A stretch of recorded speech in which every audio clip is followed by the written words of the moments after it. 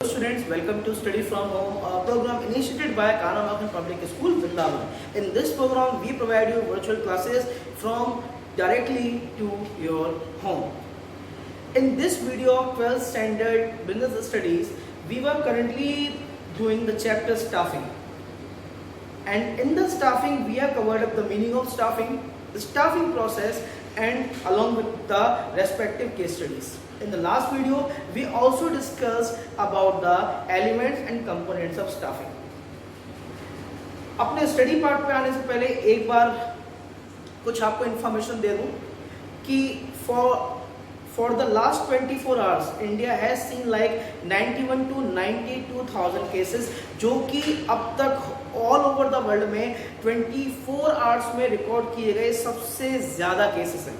India की growth rate almost, India की जो आपका हीलिंग रेट है, रिकवरी रेट है, वो ऑलमोस्ट 77% है. बट एक जो प्रॉब्लम आ रही है कि हम इंडिया में इसके स्प्रेड रेट को रोकने में, कोविड-19 के स्प्रेड रेट को रोकने में कहीं ना कहीं अनसक्सेसफुल रहे हैं. प्रॉब्लम कहाँ है? प्रॉब्लम यहाँ है कि हम लोग अपनी रिस्पॉन्सिबिलिटी नहीं समझ रहे. प्रॉब्लम यह है कि हम लोग मास्क पहनना नहीं चाहते. प्रॉब्लम यह है कि जब गवर्नमेंट हमको बोल रही है घर पे बैठो, सारी चीज़ें आप लोगों के लिए की जा रही हैं, हम लोग घर पे नहीं बैठना चाहते. आप लोग अब भी बाहर घूम रहे हैं, आप लोग अब भी आउटिंग कर रहे हैं, आप लोग अब भी फ्रेंड से मिल रहे हैं. एक चीज़ क्लियरली समझ लीजिए, this thing is not dangerous for you, this thing is dangerous for your elders. आपके बड़ों के लिए, आपके छोटों के लिए कोविड-19 बहुत बड़ा खतरा है.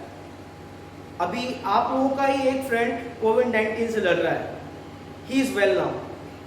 तो मेरी आप सब स्टूडेंट से बस एक ही अपील है, घर पे रहिए, सुरक्षित रहिए, because government is doing so much efforts for our betterment and so we could be prevented from the current situation. हम लोग तो आपके लिए काम कर ही रहे हैं. तो चलिए आ जाते हैं अपने 12th स्टैंडर्ड चैप्टर 6 स्टाफिंग पे. एंड स्टाफिंग में आज का टॉपिक हम जो कंटिन्यू करने वाले हैं, that would be components of staffing. जैसा कि हम लास्ट प्रीवियस वीडियो में भी हम डिस्कस कर रहे थे, कंपोनेंट्स ऑफ स्टाफिंग.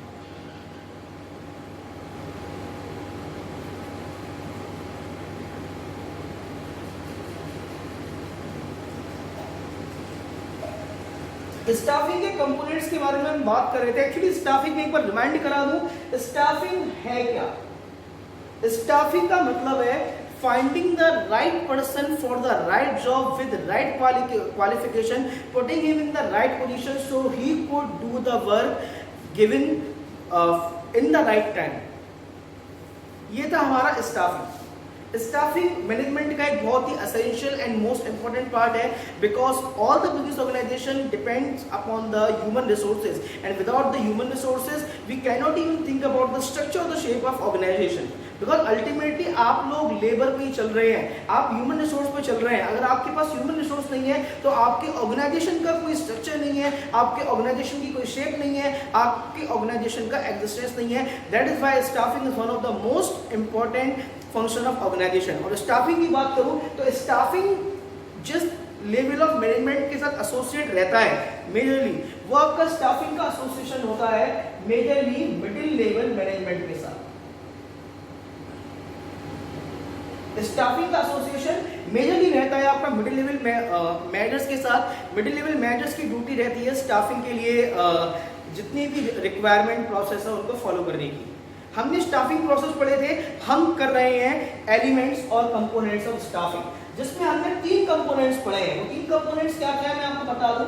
सबसे पहला जो कंपोनेंट है वो है रिक्रूटमेंट. सेकंड जो कंपोनेंट है वो है सिलेक्शन, एंड थर्ड जो कंपोनेंट है वो है आपका ट्रेनिंग एंड डेवलपमेंट. रिक्रूटमेंट का मतलब क्या है? In the recruitment we attract the persons और the people to apply for the vacant position in the organization. तो रिक्रूटमेंट को सीधे सीधे सिंपल क्या लिखेंगे? For an organization process of attracting personnels for vacant position.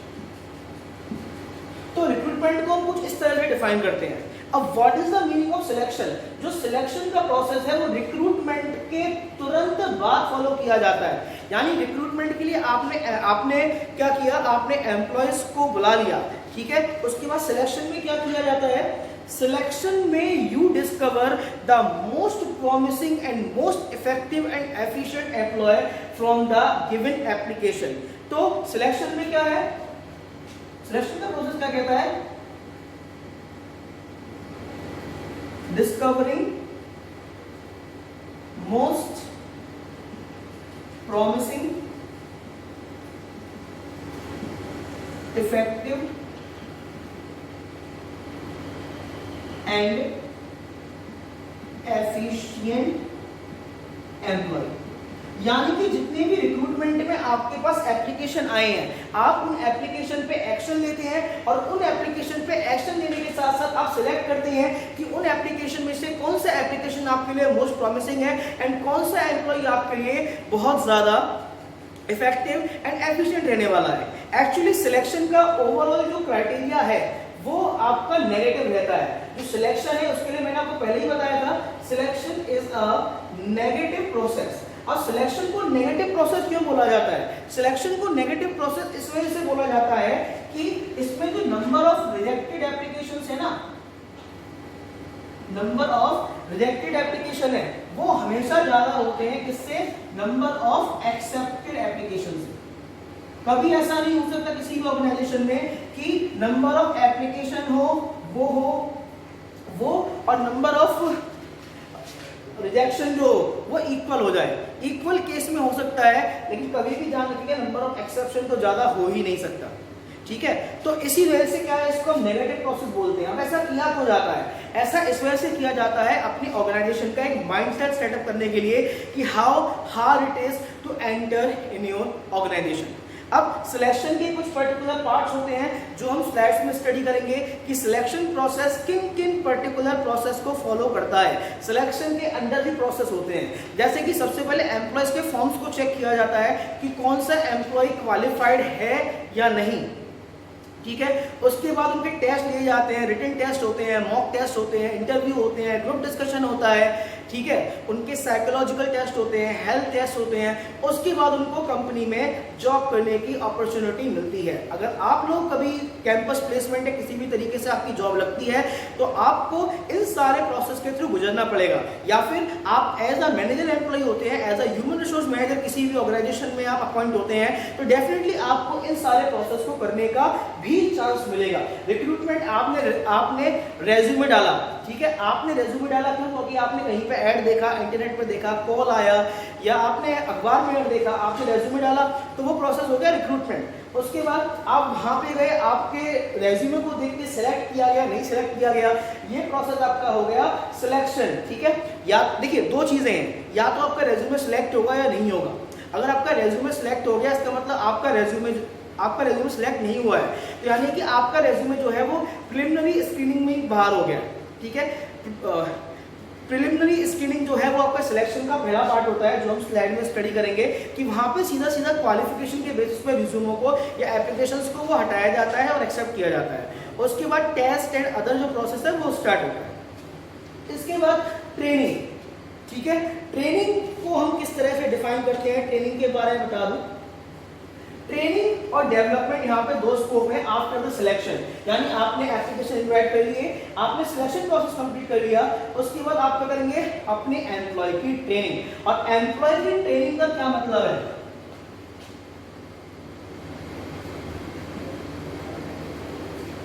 Equipping employees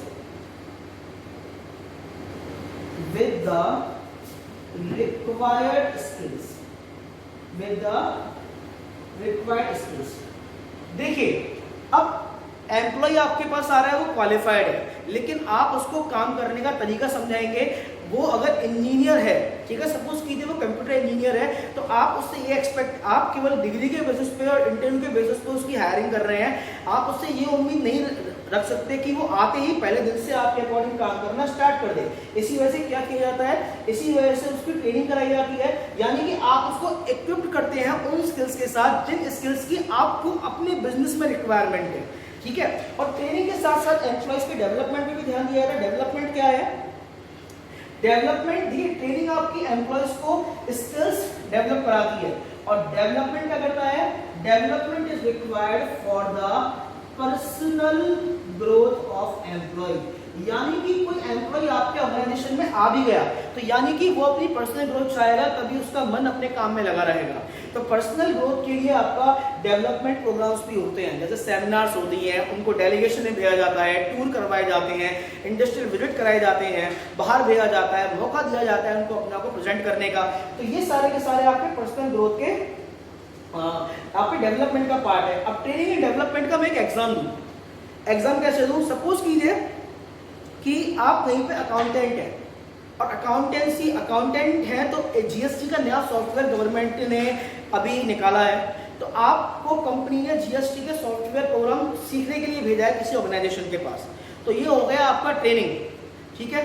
लेकिन वही आपका ऑर्गेनाइजेशन, आप ऑलरेडी एम्प्लॉय है, वही आपका ऑर्गेनाइजेशन आपको किसी सेमिनार में भेज रहा है, आपको किसी टूर में भेज रहा है, आपको कंपनी प्रेजेंटेशन के लिए भेज रहा है, तो ये आपका डेवलपमेंट का पार्ट है।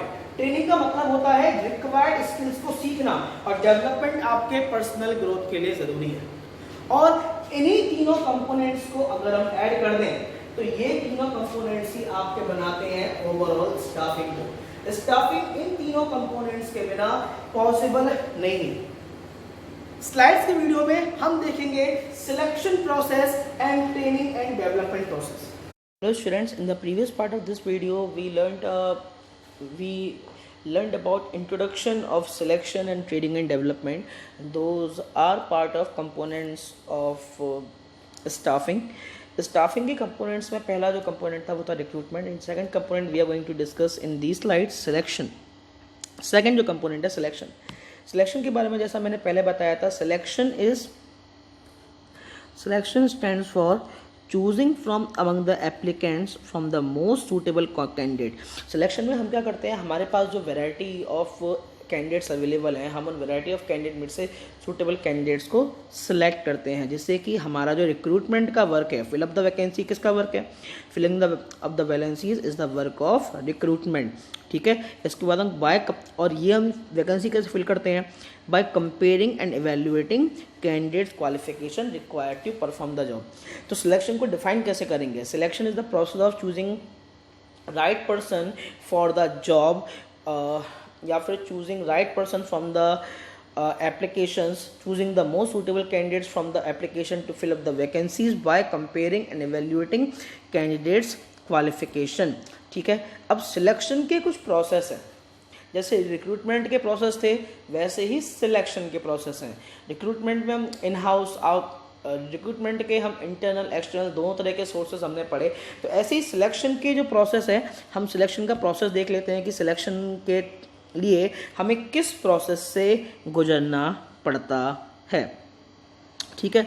सबसे पहला जो प्रोसेस है वो है आपका प्रिलिमिनरी स्क्रीनिंग, ठीक है। अब देखते हैं what is the preliminary screening.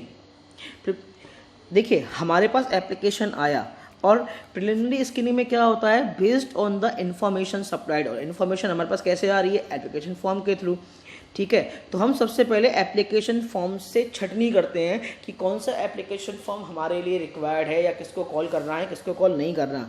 तो minimum requireds are not considered and further and drop, यानी कि हम अपनी रिक्वायरमेंट के बेसिस पे उन एप्लीकेशन फॉर्म की स्क्रीनिंग करते हैं, एंड उसके बाद जो कैंडिडेट क्वालिफाइड हैं उनके एप्लीकेशन को फर्दर प्रोसेस के लिए, फर्दर स्टेप्स के लिए आगे रखा जाता है। तो प्रिलिमिनरी स्क्रीनिंग में क्या होता है, स्क्रीनिंग में एप्लीकेशंस को क्वालिफिकेशन के बेसिस पे कैटेगराइज किया जाता है, एंड जो आपका क्वालिफाइड नहीं है उनको उठा के साइड में रख दिया जाता है, एंड जो क्वालिफाइड हैं, ठीक है, जो जॉब के लिए क्वालिफाइड हैं उनको फिर आगे प्रोसेस किया जाता है। इसके बाद का जो प्रोसेस है सिलेक्शन टेस्ट, ठीक है, यानी एम्प्लॉयज़ को टेस्ट से गुजरना पड़ता है, और ये टेस्ट जो है वो कंपनीज एंड ऑर्गेनाइजेशन की रिक्वायरमेंट के अकॉर्डिंग चेंजेस होते रहते हैं। चेंज होते रहते हैं टू जिससे क्या है उनकी सर्टेन कैरेक्टरिस्टिक्स को मेज़र किया जा सके। अब इसमें कौन कौन से टेस्ट आते हैं? सबसे पहले हो गया आपका intelligence test. Intelligence test indicates the person's learning ability और the ability to make decision. यानी कि टेस्ट कराए जाते हैं जिससे आपकी या तो सब्जेक्ट नॉलेज चेक की जाएगी या फिर आपकी डिसीजन मेकिंग चेक की जाएगी। एप्टीट्यूड टेस्ट होते हैं, उसमें लर्निंग न्यू स्किल के लिए आपका पोटेंशियल चेक किया जाता है। आप लोग जब करियर प्लेसमेंट में बैठेंगे तो आपको इन सारे टेस्ट से गुजरना पड़ेगा। ध्यान रखिए, जब भी आप प्लेसमेंट के लिए जाते हैं तो वहाँ पे ये चीज़ें नहीं पूछी जाती कि आपने क्या पढ़ा है, वहाँ पे ये जाना जाता है कि आपने जो पढ़ा है आप उसे अप्लाई किस तरीके से कर सकते हैं। सिलेक्शन टेस्ट, थर्ड जो टेस्ट का एग्जाम्पल है वो हमारे पास है थर्ड जो टेस्ट है हमारे पास वो है ट्रेड टेस्ट। ट्रेड टेस्ट क्या करता है? ट्रेड टेस्ट आपको इमोशनली चेक करता है, आपकी इमोशनल इंफॉर्मेशन देता है। Trait test provide clues to a person's emotions, her reaction, maturity and value system. आप लोगों ने कई तरह के IQ टेस्ट देखे होंगे जहाँ पे आपको सेवरल कंडीशन प्रोवाइड की जाती हैं एंड उन कंडीशन का सोल्यूशन पूछा जाता है। तो इस तरह की टेस्ट भी आपको बहुत सारे ऑर्गेनाइजेशंस में देखने मिल जाएंगे।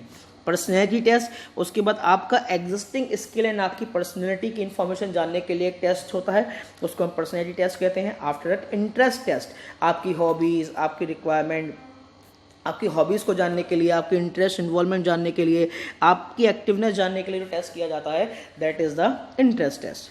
ठीक है, ये थे हमारे सिलेक्शन टेस्ट। अब सबसे पहले क्या हुआ, आपकी स्क्रीनिंग की गई, यानी आपके एप्लीकेशन को चेक किया गया, आप क्वालिफाइड हैं तो आपको टेस्ट के प्रोसेस से गुजारा गया। आप टेस्ट के प्रोसेस से गुजर जाने के बाद आप आए किस प्रोसेस पे आप आए एम्प्लॉयमेंट इंटरव्यू के प्रोसेस पे। इंटरव्यू एक फॉर्मल स्टेप है, ठीक है, और इंटरव्यू में होता क्या है? Interview usually involves the in depth conversation to evaluate the applicant suitability of job.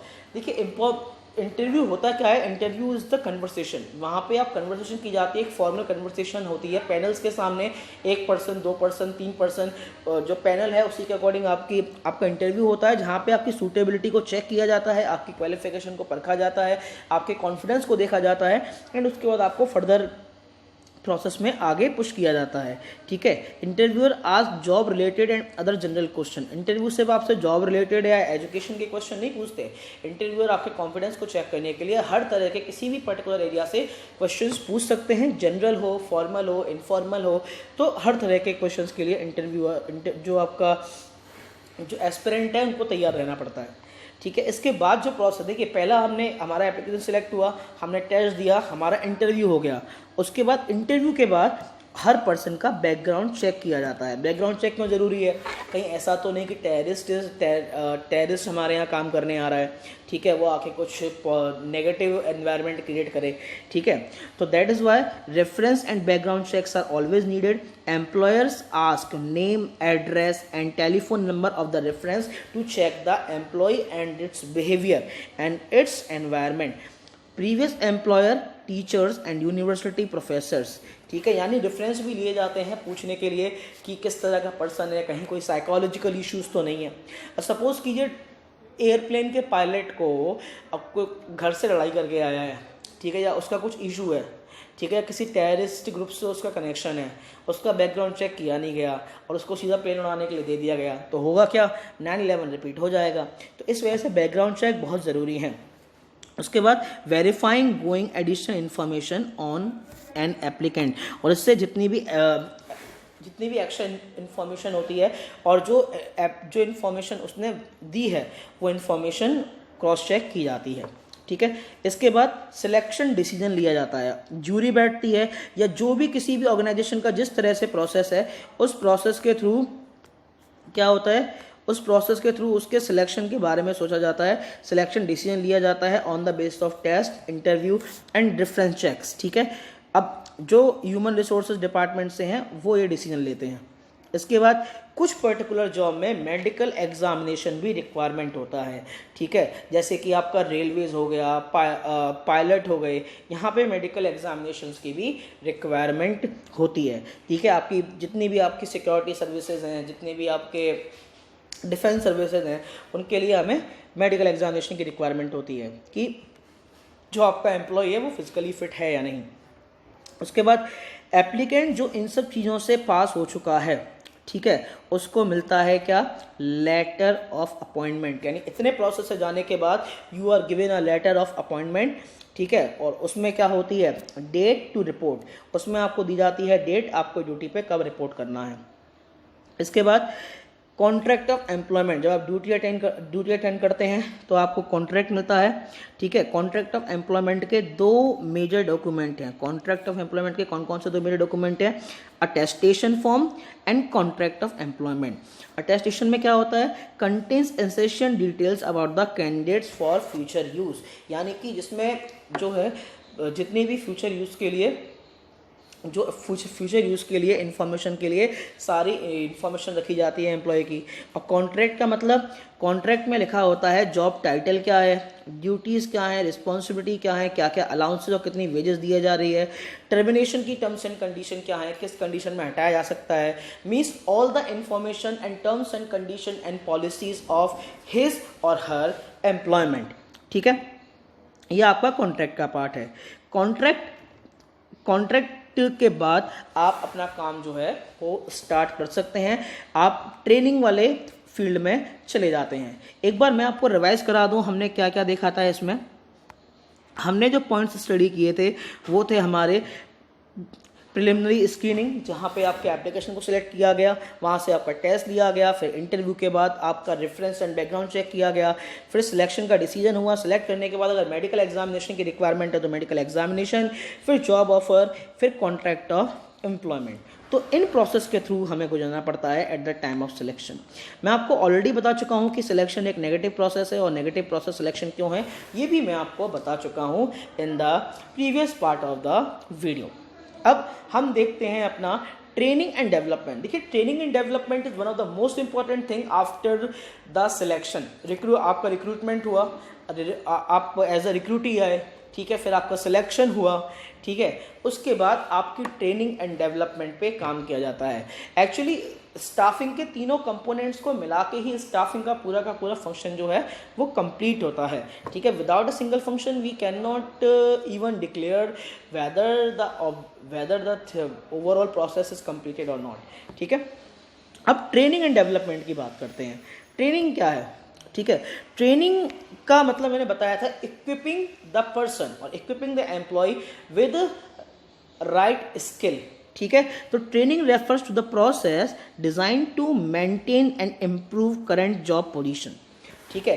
देखिए, ट्रेनिंग में होता क्या है, ट्रेनिंग में एम्प्लॉयर ये चाहता है कि उसको जिस स्किल की रिक्वायरमेंट है वो स्किल आपके अंदर हो, और इसीलिए ट्रेनिंग बहुत इंपॉर्टेंट होती है, ठीक है। ट्रेनिंग में जो एम्प्लॉय की रिक्वायरमेंट है, जो वर्क है, वो आपको सिखाया जाता है, ठीक है। इस वजह से जब भी आप कहीं ज्वाइन करते हैं तो आपका एक छोटा सा ट्रेनिंग पीरियड भी होता है जहाँ पे आपको केवल वर्क सिखाया जाता है, ठीक है। ट्रेनिंग के बाद डेवलपमेंट। देखिए, ट्रेनिंग एंड डेवलपमेंट में कुछ डिफरेंस है। ट्रेनिंग का मतलब क्या है, ट्रेनिंग का मतलब आपकी करंट जॉब पोजीशन के लिए ट्रेनिंग कराई जाती है। देखिए, आप नए हैं तब भी ट्रेनिंग होगी, और आपकी करंट जॉब पोजीशन को इंप्रूव करने के लिए भी आपको ट्रेनिंग करनी पड़ेगी। लेकिन डेवलपमेंट क्या कहता है, development refers to the process design to develop necessary skill for the future work activity. Development क्या है, डेवलपमेंट आपके ग्रोथ के लिए ज़रूरी होता है। किसी भी ऑर्गेनाइजेशन में आप ग्रोथ करेंगे, ठीक है, development is related with the human and personal growth, ठीक है। ट्रेनिंग एक वर्क के लिए कन्फाइंडेड है कि आपको एक वर्क करना है, आपको वो वर्क सिखाना है, वो ट्रेनिंग हो गया। लेकिन डेवलपमेंट आपके ग्रोथ से रिलेटेड है सीधा, ठीक है। अब ट्रेनिंग एंड डेवलपमेंट के कुछ डिफरेंस हैं, वो देख लेते हैं। ट्रेनिंग एंड डेवलपमेंट के क्या डिफरेंस है।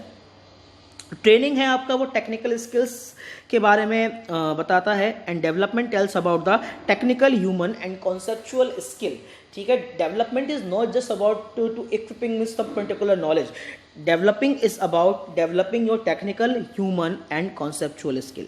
Second is the training is usually for non managerial personals, but development is for managerial personnel, usually on top level management, they'll have to manage the things, ठीक है। जो आपका training है वो आपके नॉन मैनेजरियल स्टाफ के लिए होती है, एंड डेवलपमेंट जो है वो मैनेजरियल स्टाफ के लिए होती है। उसके बाद जो थर्ड है वो है आपका जो ट्रेनिंग जो है, training develops skill already possessed by personal. Training उन्हीं स्किल्स को डेवलप करता है जो ऑलरेडी आपके पास हैं, while development develops hidden skills and talent. Development emphasise on the talents and training emphasise on the skills. ठीक है, चलिए उसके बाद ट्रेनिंग एंड डेवलपमेंट में जो नेक्स्ट डिफरेंस है वो है कि ट्रेनिंग जो है वो शॉर्ट ड्यूरेशन का प्रोसेस है एंड डेवलपमेंट एक लॉन्ग टर्म चलने वाला प्रोसेस है। ठीक है, एंड डेवलपमेंट जो है आपके करियर को आगे बढ़ाने का काम करता है। ट्रेनिंग आपको केवल और केवल एक पर्टिकुलर वर्क को करने के कैपेबल बनाएगा, लेकिन अगर आप डेवलपमेंट पे काम कर रहे हैं तो वो आपके करियर में बहुत ज़्यादा पॉजिटिव इफेक्ट देगा। ठीक है, इसके बाद ट्रेनिंग एंड डेवलपमेंट में जो हमारा नेक्स्ट डिफरेंस है वो क्या है, वो है हमारा training has limited scope of importing skills to worker. Training का जो स्कोप है बहुत लिमिटेड है, क्योंकि ये केवल टेक्निकल नॉलेज या उस वर्क पे ही इम्पार्ट करता है जो वर्क रिक्वायरमेंट है। But the development has wider range with overall development of executive. Development जो है वो ओवरऑल स्किल्स को लेकर चलता है। इसके बाद लास्ट जो हमारा है डेवलपमेंट एंड ट्रेनिंग में डिफरेंस वो है training is use on the job training.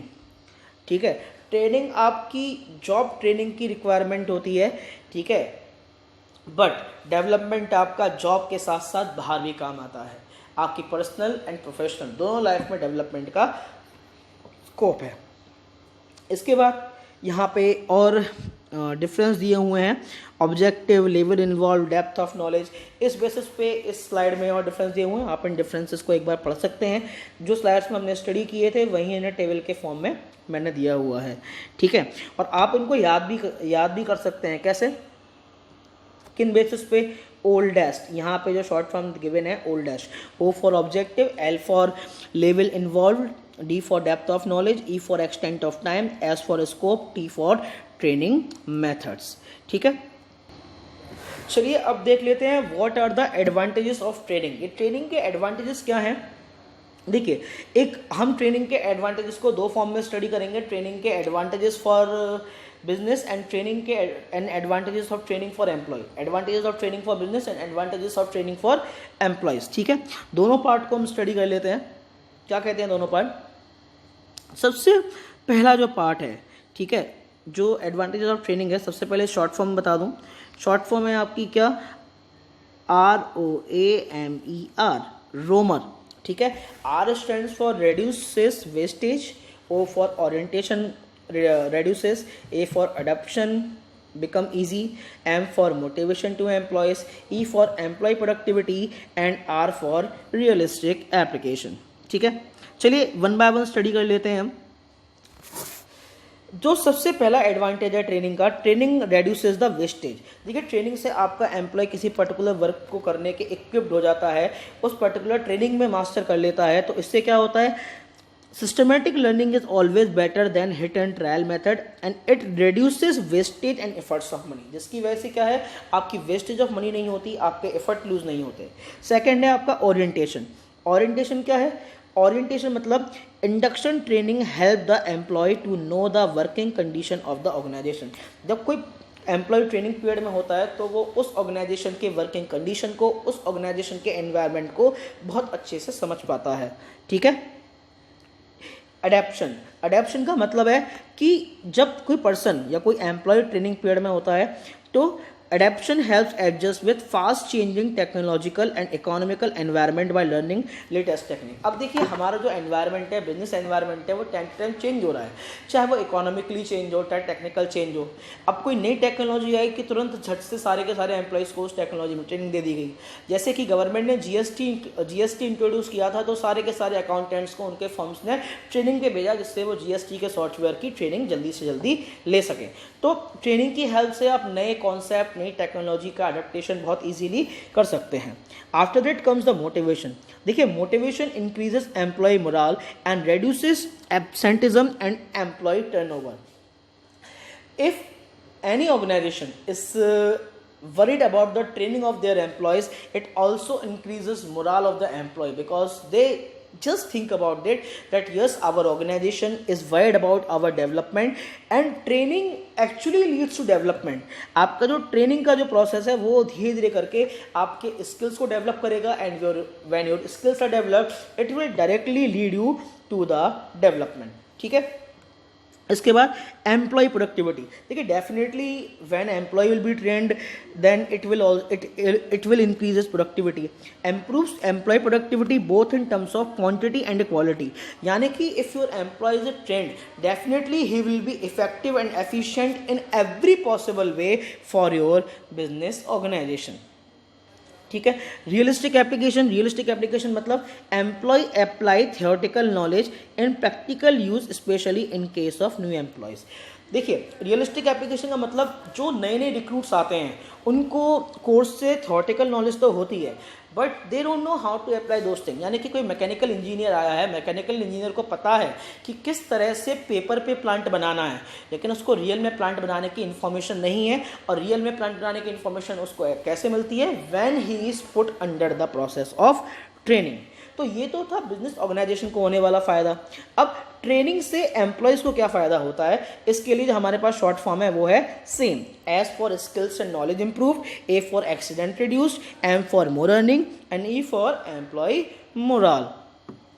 ठीक है, अब स्किल्स एंड नॉलेज इंप्रूव. देखिए जब आपको ट्रेनिंग पे भेजा जाएगा, आप ट्रेनिंग के थ्रू जाएंगे तो इससे क्या होगा, आपकी स्किल्स एंड नॉलेज जो है वो इंप्रूव होगी, आपका कैरियर बहुत अच्छा होगा, आप and it will be career oriented. ठीक है, अब एक्सीडेंट रिड्यूस मतलब अगर एम्प्लॉय स्किल्ड है तो वर्क प्लेस में एक्सीडेंट होने के चांसेस कम से कम हैं. क्यों? आपको एक अच्छा ड्राइवर बनने से पहले बहुत बार ट्रेनिंग करनी पड़ती है. क्यों? जिससे कि एक्सीडेंट नहीं हो.